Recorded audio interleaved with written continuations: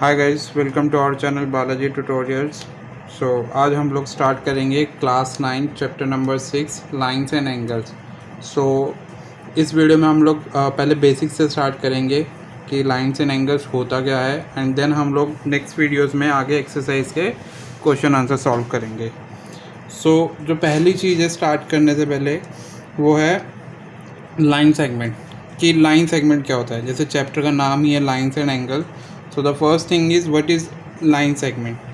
तो line segment क्या होता है? It is a line with two end points, it is denoted by A B dash. मतलब dash का मतलब है कि ये लाइन को रिप्रेजेंट कर रहा है।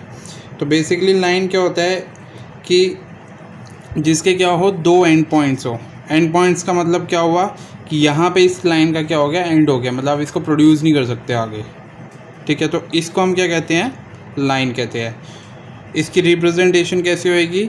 जहाँ से जहाँ तक इसकी मार्किंग होएगी उसके ऊपर हम क्या करेंगे? लाइन का साइन ड्रॉ करेंगे। नेक्स्ट आता है रे। रे क्या होता है? It is a line with one end point, it is denoted by A B and line with a arrow. ठीक है, तो ये कुछ लाइन की तरह ही होती है, मतलब जैसे ऊपर की रिप्रेजेंटेशन है उसी की तरह होती है। बस फ़र्क क्या होता है इसके अंदर, उसमें दो एंड पॉइंट होते थे, इसमें एक एंड पॉइंट होगा, और इसमें सेकंड साइड पे क्या होगा? एरो होगा। अब इस एरो का मतलब क्या होता है कि ये जो लाइन है ये क्या है, इस डायरेक्शन में इनडेफिनेटली प्रोड्यूस कर सकते हो, मतलब इन्फिनाइटली प्रोड्यूस कर सकते हो आप, बट इस साइड नहीं कर सकते क्योंकि ये इसका एंड पॉइंट है। नेक्स्ट आता है कॉलिनियर पॉइंट्स। कॉलिनियर पॉइंट्स क्या होते हैं? If three or more points lie on the same line they are called collinear points. ठीक है, अगर तीन पॉइंट है वो एक ही लाइन के ऊपर लाई कर रहे हैं तो then they are called the collinear points. अगर वो तीनों में से कोई भी एक पॉइंट उस लाइन पर लाई नहीं कर रहा है तो हम क्या कहेंगे उन्हें? नॉन कॉलिनियर पॉइंट्स, जैसे कि नीचे वाली फिगर में है। These are the collinear, these are the non collinear points. Next आता है एंगल। आप लास्ट क्लासेस में भी ये पढ़ चुके हैं एंगल वगैरह, लाइन वगैरह के बारे में। बस रिफ्रेश करने के लिए यहाँ से स्टार्ट करवा रहा हूँ। It is formed when two rays originated from the same end point. ठीक है, ये एंगल कब बनता है? जब दो रे अपने एंड पॉइंट से ओरिजिनेट होती है, तो जो इनका ओरिजिनेटिंग पॉइंट होता है वो हमारा एंगल कहलाता है। जैसे कि ये है, यहाँ से ये ओरिजिनेट हो रही है। The rays which form an angle are called its arms and the end point is called the vertex of the angle. और जो एंड पॉइंट होता है उसे हम क्या कहते हैं? Vertex of the angle. This is called the vertex of the angle and this is called the arm of the angle, right. अब नेक्स्ट चीज़ आती है कि हमारे पास एंगल किस किस टाइप्स के होते हैं। जो हमारे पास फर्स्ट टाइप है वो है एक्यूट एंगल। एक्यूट एंगल क्या होता है? It is the angle whose measure is between 0 and 90 degree. मतलब जिस एंगल का मेज़रमेंट 0 और 90 डिग्री के बीच में होगा उसे हम क्या कहेंगे? Acute angle. नेक्स्ट आता है राइट एंगल। राइट एंगल तो आप लोगों को अच्छे से ध्यान होगा, पाइथागोरस भी करी हो अगर आपने पहले इससे, तो उसमें वो उसी में लगती है जो राइट एंगल ट्राइंगल होता है। तो राइट एंगल क्या होता है? It is the angle whose measure is equal to 90 degree. ना तो 90 डिग्री से कम होगा, ना ही 90 डिग्री से ज़्यादा होगा, बल्कि वो किसके इक्वल होगा? 90 डिग्री के। अगर ऐसा एंगल मिलता है आपको ट्राइंगल में, देन उसे हम क्या कहेंगे? राइट एंगल, और उस ट्राइंगल को हम कहेंगे राइट एंगल ट्राइंगल। नेक्स्ट है ऑब्ट्यूज एंगल। ऑब्ट्यूज एंगल कौन सा होता है? It is the angle whose measure is greater than 90 degree but less than 180 degree. मतलब जिसका मेजरमेंट क्या हो? 90 डिग्री से तो ज़्यादा हो बट 180 डिग्री से कम हो। नेक्स्ट है स्ट्रेट लाइन। स्ट्रेट लाइन क्या होता है? It is the angle whose measure is equal to 180 degree. मतलब जिसका टोटल मेजरमेंट कितना हो? 180 डिग्री का। तो जैसे हमने यहाँ पे पढ़ा था, this is also a straight line, this is a straight रे। ठीक है, नेक्स्ट आता है रिफ्लेक्स एंगल। रिफ्लेक्स एंगल क्या होता है? It is the angle whose measure is greater than 180 but less than 360। मतलब जिसका मेजरमेंट क्या हो? 180 से तो ज़्यादा हो बट 360 से कम हो। नेक्स्ट आता है कॉम्प्लीमेंट्री एंगल्स। कॉम्प्लीमेंट्री एंगल्स क्या होते हैं? The two angles whose sum is 90 degree are known as complementary angles. जैसे मेरे पास क्या था? मेरे पास जैसे मैंने एक राइट एंगल बना रखा है। अब क्या हुआ? जैसे ये एक रे ने क्या करा? इसको बाइसेक्ट करके टू पार्ट्स में डिवाइड कर दिया।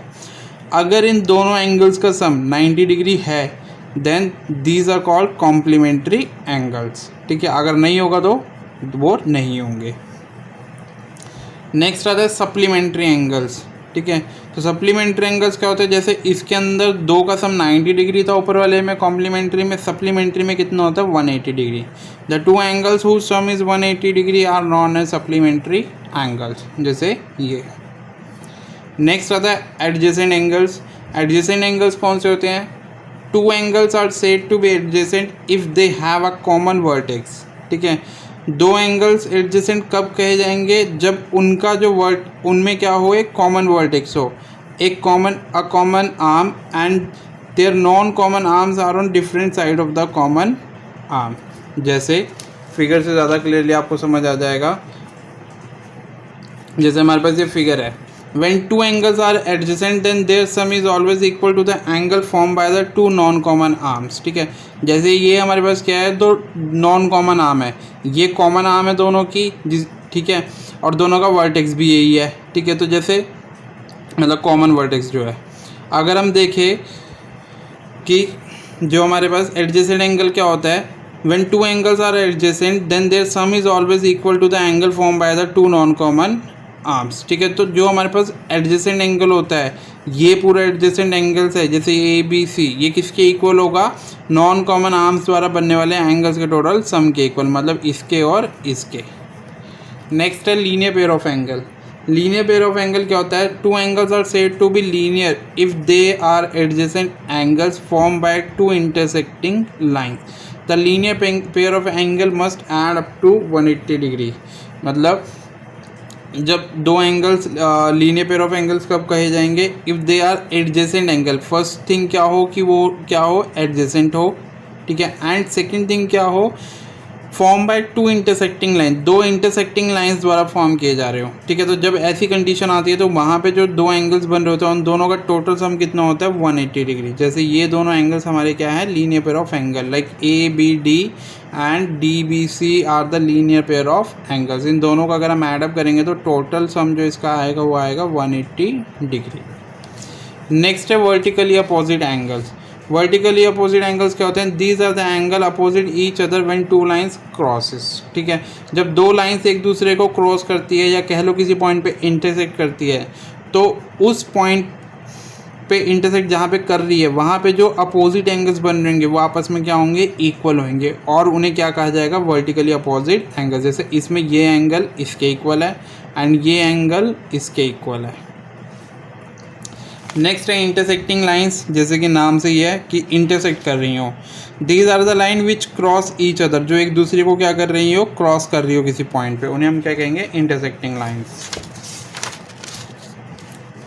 नेक्स्ट आता है non intersecting lines. Non intersecting lines क्या होंगी, मतलब उन्हें हम कहेंगे पैरेलल लाइंस, क्योंकि जो नॉन इंटरसेक्टिंग होएगी वो पैरेलल ही चलेंगी। अदरवाइज हल्की सी भी वो एक दूसरे, अगर ये मान लो हल्की सी भी टिल्टेड होएगी तो ये एक ऐसा पॉइंट आएगा जहाँ पे ये दोनों मिलेंगी। तो नॉन इंटरसेक्टिंग या कह लो parallel lines, these are the lines which do not cross each other, जैसे कि ये दो। तो यहाँ पे हमारे पास थ्योरम नंबर फर्स्ट आती है जो कि चैप्टर में भी है, if two lines intersect each other then the vertically opposite angles are equal, ठीक है। जब दो लाइंस इंटरसेक्ट करती है एक दूसरे को तो जो ये वर्टिकली अपोजिट एंगल्स है ये इक्वल होते हैं, ठीक है। ये हमने पीछे पढ़ तो लिया इक्वेशन में, पर हमें इसको क्या करना है, प्रूफ भी करके दिखाना है। तो हम प्रूफ कैसे करेंगे, so we need to prove that angle A O C is equals to angle B O D and angle A O D is equal to angle B O C, ठीक है। तो ये दोनों को इक्वल प्रूफ करके दिखाना है, मतलब ये वाला एंगल हमें इसके इक्वल प्रूफ करके दिखाना है, राइट, एंड ये वाला इसके।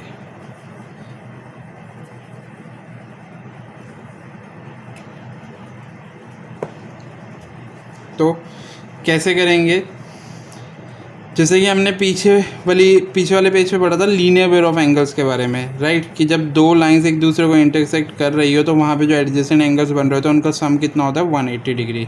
सो अगर मैं इस कंडीशन को ऐसे देखूँ तो ये बेसिकली क्या है, एक लाइन ये रही, दूसरी लाइन ये इंटरसेक्ट कर रही है, यहाँ पर एडजेसेंट एंगल्स कौन से हैं, ये दो बन रहे हैं जैसे।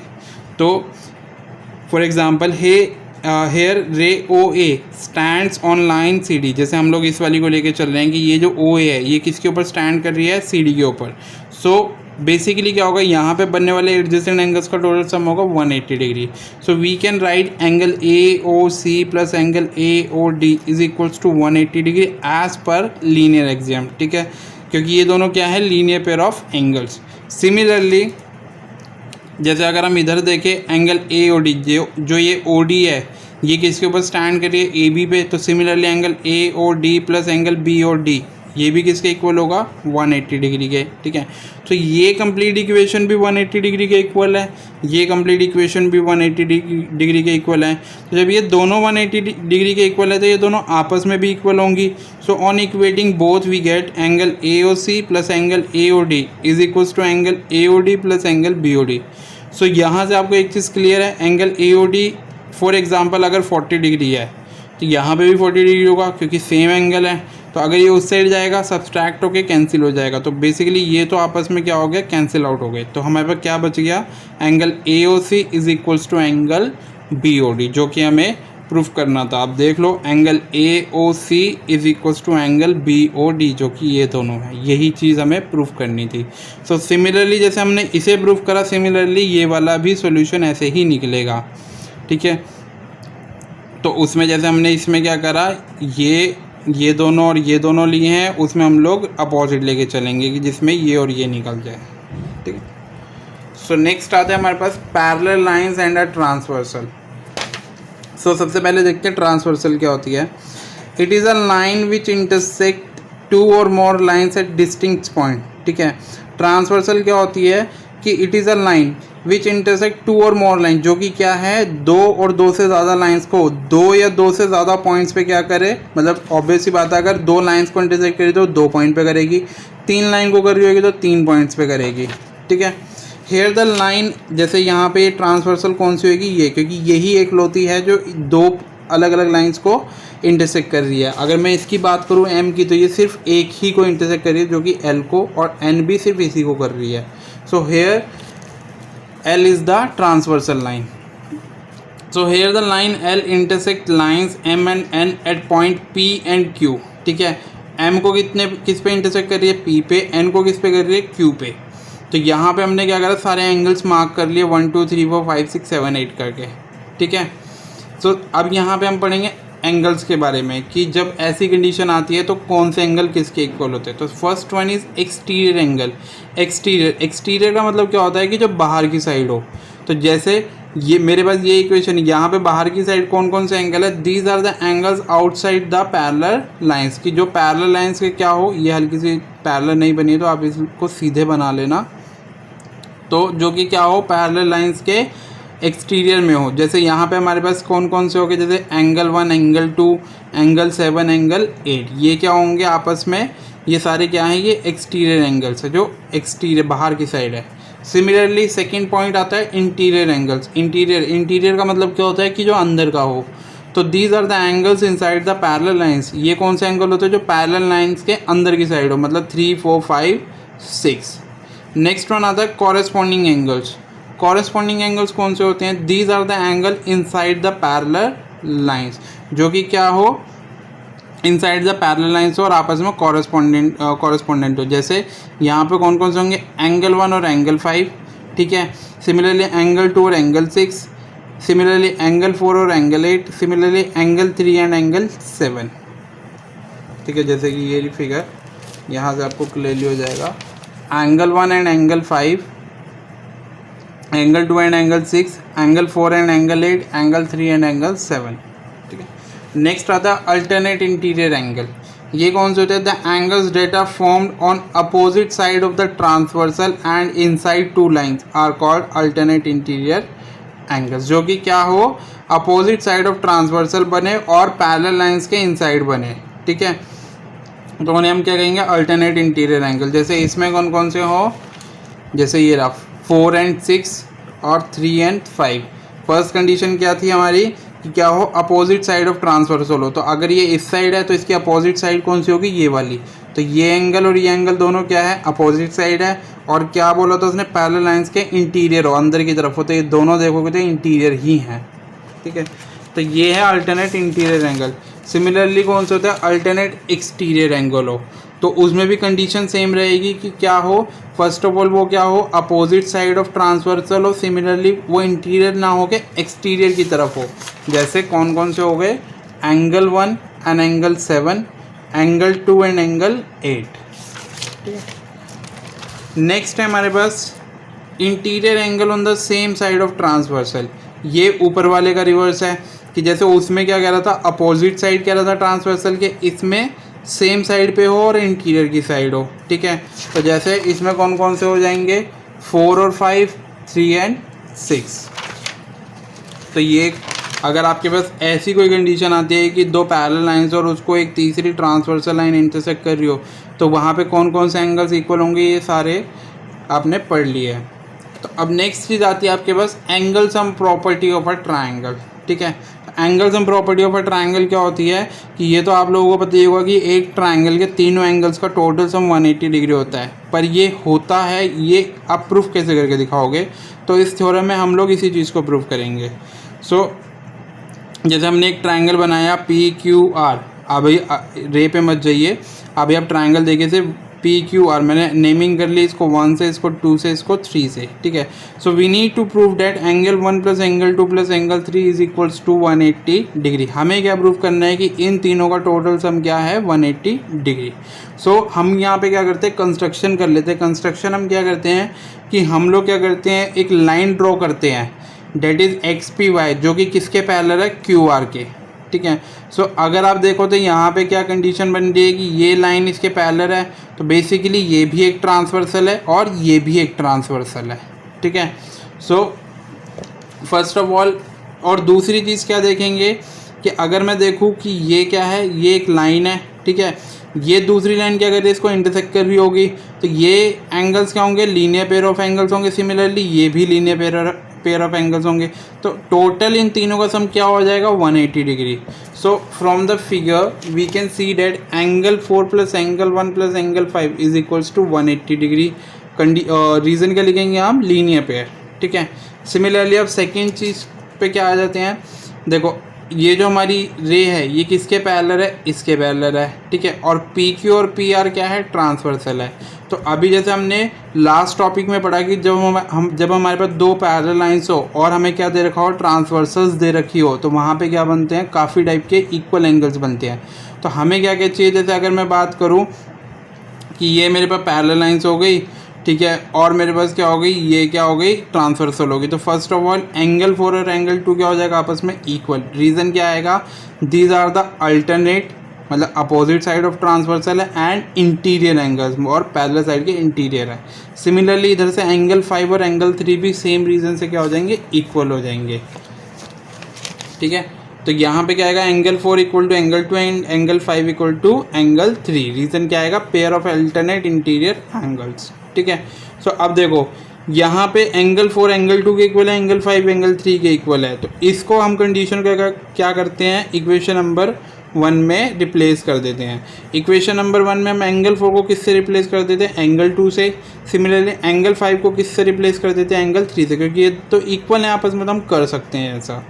तो अगर हम रिप्लेस करेंगे तो हमें क्या मिलेगा, एंगल 1 तो था ही हमारे पास, एंगल 4 की जगह एंगल 2 आ गया, एंगल 5 की जगह एंगल 3 आ गया, which is equals to 180 degree. और यही हमें क्या करना था, प्रूफ। और यही प्रॉपर्टी क्या है, sum of the angles of a triangle is 180 degree. Next theorem हमारे पास आती है, if a side of a triangle is produce, अगर किसी ट्राइंगल की साइड को प्रोड्यूस कर दिया जाए, जैसे मेरे पास ये एक ट्राइंगल है, मैंने इसकी क्या करा, साइड को प्रोड्यूस कर दिया, then the exterior angles of form, तो उस साइड जो एक्सटीरियर एंगल, मतलब बाहर की तरफ जो एंगल बन रहा होगा, is equal to the sum of the two interior opposite angles. तो वो क्या होगा, अंदर के दो अपोजिट एंगल्स, मतलब उसके साथ जो एडजेसेंट एंगल बन रहा होगा वो नहीं, अपोजिट में कौन से, ये दो बच गए, इन दोनों के सम के इक्वल होगा। मतलब angle 4 is equals to angle 1 plus angle 2, ये हमें प्रूफ करके दिखाना है। और बेसिकली इस थ्योरम को हम लोग क्या बोलते हैं, एक्सटीरियर एंगल प्रॉपर्टी भी बोलते हैं। ठीक है, तो ये भी आप यूज़ कर सकते हो, बट अगर आपके थ्योरम आ जाए तो आप उसको प्रूफ कैसे करोगे। तो हम लोग क्या करेंगे, सबसे पहले हम क्या करेंगे, firstly we will extend line Q R to point S. हमने क्या करा, क्यू आर को पॉइंट एस तक एक्सटेंड कर लिया। तो यहाँ बन गया हमारा exterior angle P R S, जिसे हमने नाम दे दिया 4। इसी तरह इसको 1, इसको 2 और इसको 3 लिख लिया। सो अभी हमने लास्ट वाली थ्योरम में क्या पढ़ा था कि एक ट्राइंगल के तीनों एंगल्स का सम कितना होता है, 180 डिग्री। तो angle 1 plus angle 2 plus angle 3 is equals to 180 degree. ये चीज़ हम लिख सकते हैं, angle sum property over triangle, ठीक है। और अगर मैं यहाँ पे देखूँ तो ये क्या है, ये एक लाइन है, ये दूसरी लाइन इसको क्या करे, इंटरसेक्ट करे। तो यहाँ पे ये जो एंगल बन रही है, दोनों आपस में क्या है, एडजेसेंट है। और क्या होंगे, इन दोनों का टोटल सम किसके इक्वल हो जाएगा, 180 degree, linear pair of angles, ठीक है। So we can say angle 3 plus angle 4 is equals to 180 degree, right. तो ये इक्वेशन भी 180 डिग्री के इक्वल है, ये इक्वेशन भी 180 डिग्री के इक्वल है। तो ये इक्वेशन आपस में भी दोनों इक्वल होंगी। तो इनको हम क्या करते हैं, इक्वेट कर लेते हैं। So on equating equation first and second we get angle 1 plus angle 2 plus angle 3 एक साइड, और दूसरी साइड क्या, एंगल 3 प्लस एंगल 4। एंगल 3 दोनों साइड पॉजिटिव है और सेम है, तो ये क्या हो जाएगा, कैंसिल आउट हो जाएगा। तो हमारे पास क्या बच जाएगा, angle 1 plus angle 2 is equals to angle 4। और यही हमारी क्या होती है, एक्सटीरियर एंगल प्रॉपर्टी, ठीक है। सो अब इन्हीं प्रॉपर्टीज़ का हम लोग यूज़ करके एक्सरसाइज के क्वेश्चन सॉल्व करेंगे, ठीक है। बाकी इसकी जो पीडीएफ है वो आपको क्या है, डिस्क्रिप्शन में मिल जाएगी। बाकी नेक्स्ट जो सॉल्यूशन की वीडियोस है उसके लिंक भी मैं आपको डिस्क्रिप्शन में ही दे दूंगा, ठीक है। बाकी और ऐसी वीडियोस के लिए चैनल को सब्सक्राइब कर दीजिएगा। Thank you.